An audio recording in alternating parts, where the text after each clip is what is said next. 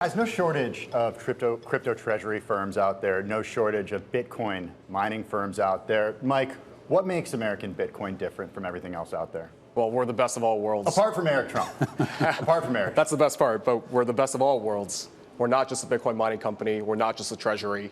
We're a Bitcoin accumulator. And what that means is we use Bitcoin mining as just one layer of the strategy. Bitcoin mining is effectively, as of recent, allows us to accumulate Bitcoin at a 50% discount to spot price.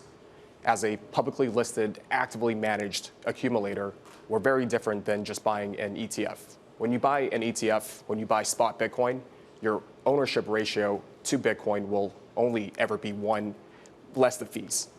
When you buy an actively managed accumulation company, we use all of our tools, our know-how, our ability to monetize volatility.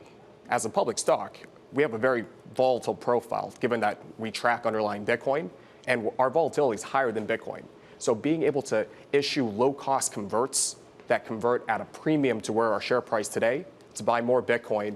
Bitcoin is an asset class that has been increasing double digits for the last decade, is very highly accretive to our shareholders and increases the metric that is most important, and that is our Bitcoin ownership per share. As an actively managed company, it's using all of these tools to increase Bitcoin ownership per share. Eric, come on in here, because filings show that you own about a 7.5% stake of the company. What's your commitment to holding on to this equity? Long, and I've locked myself out for a very long period of time. How long?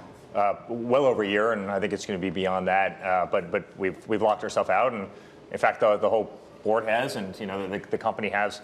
I'm damn committed to this company, and I'm committed to this company because they did everything they could to try and cancel us. They did everything they could. I'm talking about traditional finance to put us out of business. I was the guy that was getting hundreds of letters from the big banks, Capital One, JP Morgan, all of them, Bank of America. I saw Moynihan was just on, trying to take away accounts for golf courses, for hotels, for residential buildings, for doing absolutely nothing wrong. And it drove me into crypto because I realized that there was nothing that couldn't be done in crypto better, faster, cheaper, more transparently. And it's an amazing industry. You cover it well. I've heard you talk about this before, the idea that you were debanked and your family was debanked in recent years.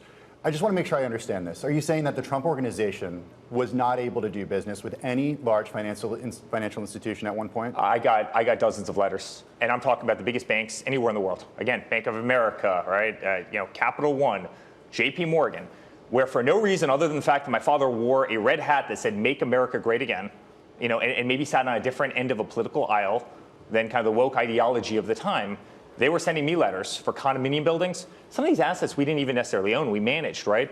A residential component in one of our buildings, right? They would send a letter to the board saying, congratulations, we will no longer bank you. It's like, well, that's not our bank account, that's the bank account of a residential building.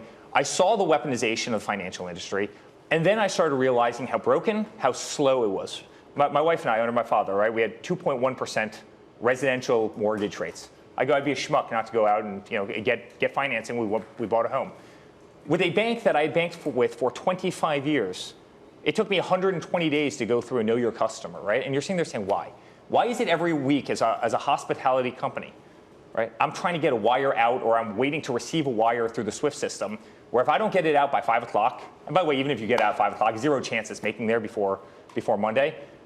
When you can transfer $500 million worth of Bitcoin from an iPhone to an iPhone, having a wallet address, at 11 o'clock on a Sunday night, for no fees, for practically no fees. And that scares the big financial institutions. And guys, I've always been a hard asset person. I've always been a builder of big buildings. That's what my family's known for. And had it not been for the weaponization of the big banks, I would have never found the crypto industry. It's one of the greatest things, and I am the biggest proponent of Bitcoin. I think it's the greatest asset of our time. You have an asset that's appreciating 70% year over year for the last 10-year period of time. It's global. It's instantly liquid. It's the greatest hedge against real estate, and it's been a lot of fun, guys. And I understand your personal experience helping fuel this, but beyond your personal experience, what is the long-term advantage? And I'm talking for the broader audience out there, the broader community of folks out there, for transacting more in that space, not just necessarily with Bitcoin, but using the blockchain technology. Such a great question. And the reason it's a great question is we have the greatest economy in the world, by far, bar none. We all know this, right? I mean, imagine, just take Zimbabwe, right? All right, where they had 10,000% inflation year over year. You go, you work your butt off, right? And all of a sudden, your money's burned. I mean, you literally get in. you actually have crypto is going to be the greatest tool to create financial freedom throughout the world. Now, all of a sudden, instead of having that money just disappear because you've got a crooked government or you've got bad financial policy or because 100 other, now all of a sudden you can take that based on one thing that everybody has, which is a smart device now in their pocket or just about anybody, and that gives you financial freedom. Now, all of a sudden you can go buy Bitcoin. And you can go buy an asset that's appreciating, as I said before, between 50 and 70% a year, and you actually have something tangible at the end of it. Take the other side of crypto, right?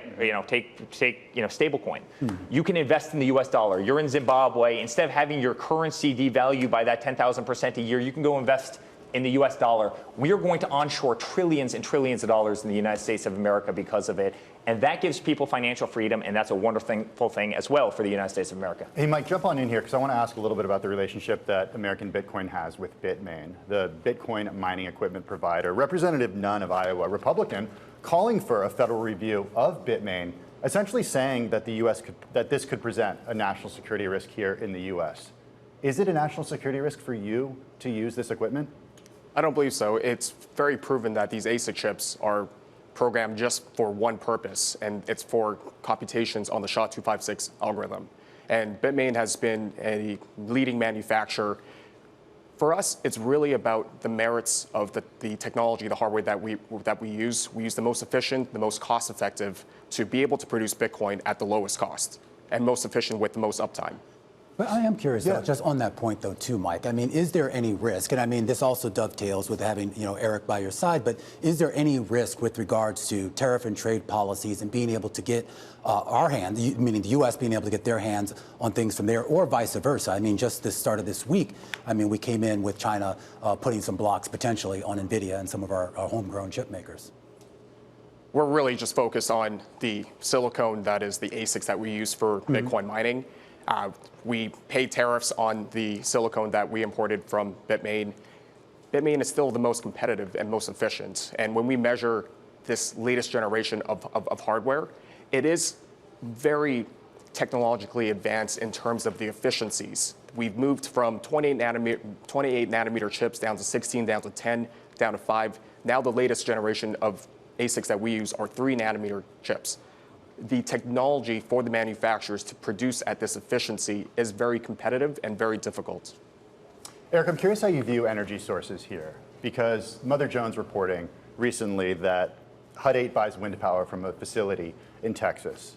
Your father has made clear his views on wind power, and he's attacked projects, and he's stopped projects on federal lands. Do you disagree with his view on wind power? No, I totally agree with it.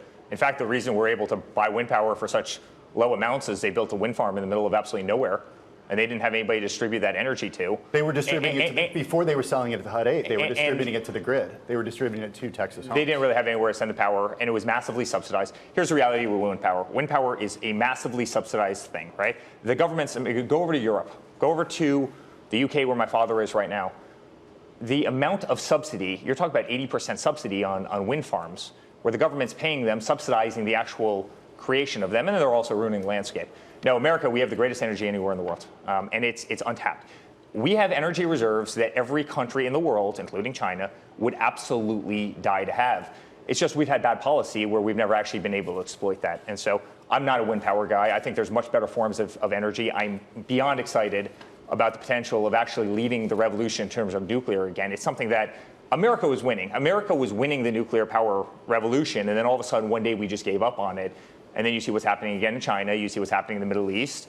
I mean, even France, for the longest time, was winning that technological revolution. And I think under my father's leadership, that's coming back. But you cannot have a strong GDP as a country if you don't have cheap, efficient energy. And we better, as a country, be damn committed to that task at hand. So it's interesting, in the last couple of years, you've accumulated quite a bit of crypto. Your family's net worth has increased substantially, and now the value of its assets that are tied to crypto kind of rivals what it has when it comes to real estate at the Trump organization. You're still co-EVP of the Trump organization.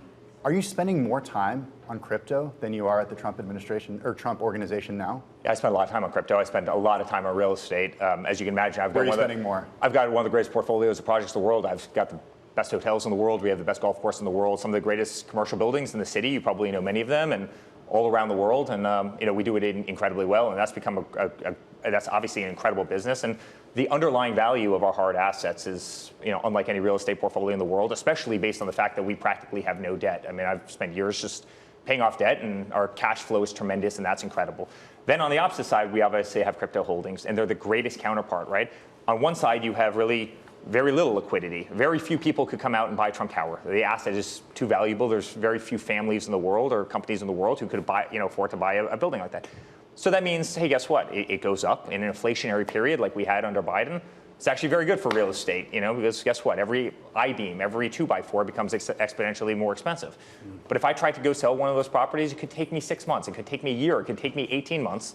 And you could have limited buyers, right? Yeah. You have the opposite side of the equation where you have something like Bitcoin, where if I wanted to sell $1 billion of Bitcoin, I could walk out of the studio about 3 seconds after this interview.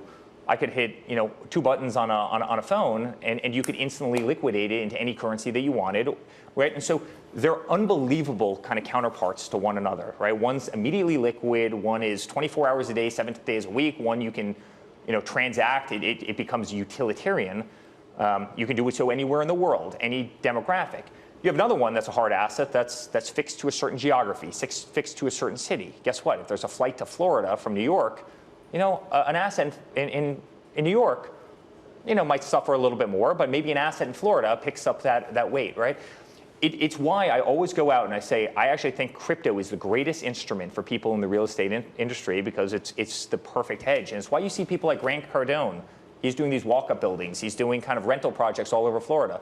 He's actually anchoring those projects, layering crypto in order to effectively buy down your effective yield on your mortgages. And I think a lot of people in the real estate space are going to get into crypto for this reason. It's an unbelievable instrument, and it's the perfect complement. This gets to the use case, though, that I think we used to talk about in years past when it came to the advent of Bitcoin and the other crypto tokens out there. I am curious, Mike.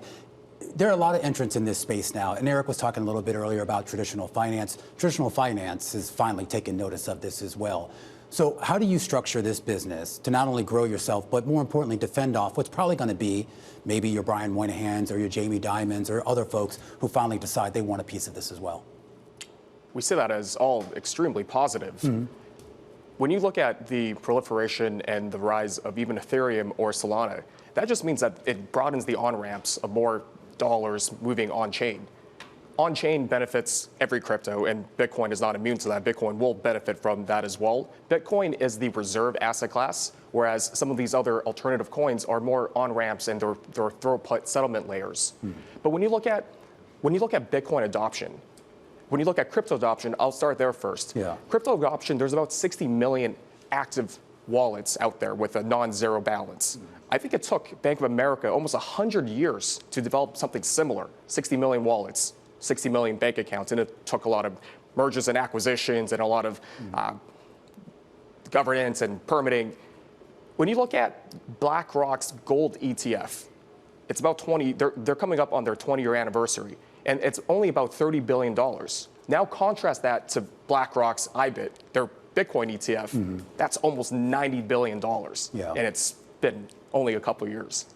And when you look at total ETFs, institutional ownership of Bitcoin, that represents more than 6%. Everyone wants Bitcoin. Bitcoin's proliferation adoption is only the beginning.